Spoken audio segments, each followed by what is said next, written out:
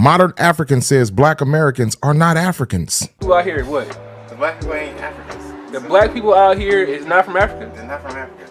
Oh, hold on, where you from? I'm from Liberia. From Liberia. And you trying to tell these people that I'm trying to tell them that they're not African? They're not. They are already. I don't know why they don't want to hear. There was black people already here, bro. Already here, but they want to say. And it wasn't even Native American, bro. It was just dark. Right. Here. But black people is not from Africa. Black people is not from Africa. Yeah, and anybody who said they're from Africa, bro, that's some dumb.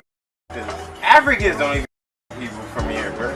Now you know it's bad when Africans have to tell you that you're not African.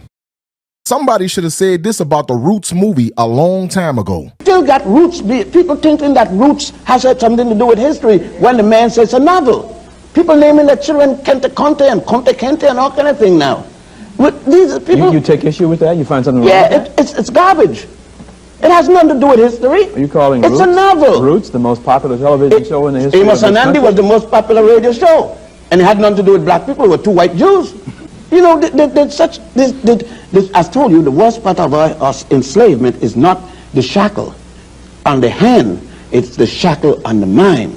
The movie was a novel and one of the main reasons we bought into this out of Africa theory.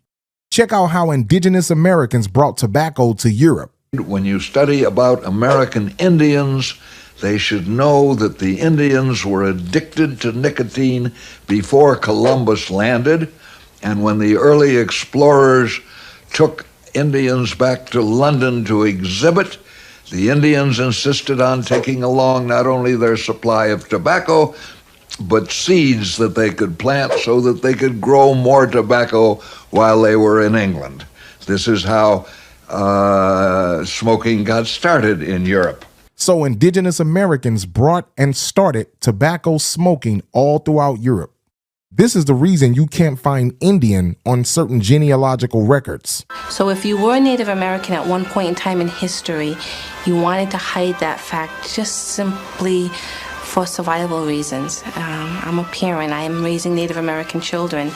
If the physical being could pass for black or white, then for their safety's sake, I would put down on their birth certificate black or white. And that happened throughout history for a number of years. Our ancestors changed their race from Indian to other races because at one point it was too dangerous to even be an Indian.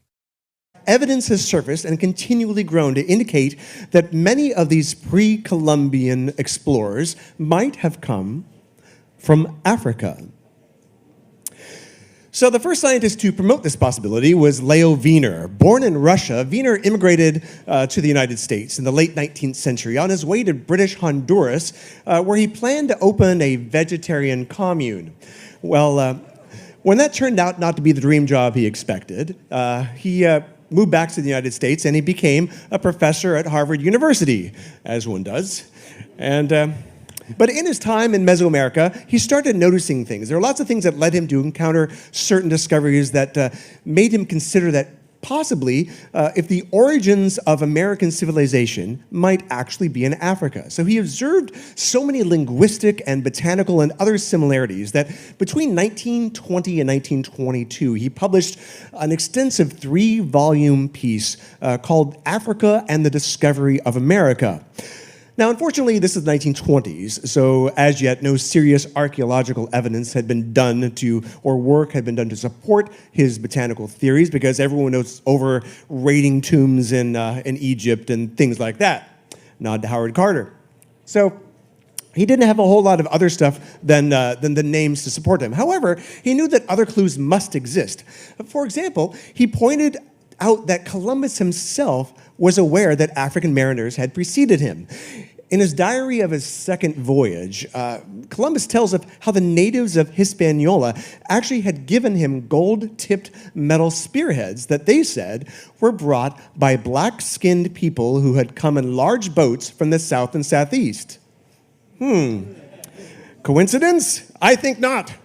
No. So what's interesting about that, so upon returning to Spain, is that he actually took the spearheads and he sent them away and they had them assayed, and it turned out to be that these spearheads were covered in this metal, this alloy that the inhabitants called guanin, and the metallurgists actually found out that this was an alloy of 32 parts. It was like 18 of gold, 6 of silver, 8 of copper, which, dun dun dun, matched the metal used in spearheads made in Western Africa for thousands of years, as carried by medieval African warriors, including the Mali and the Moors. The West Africans even called this metal guanine, the same name used by the natives of Hispaniola. But nothing more was said about that.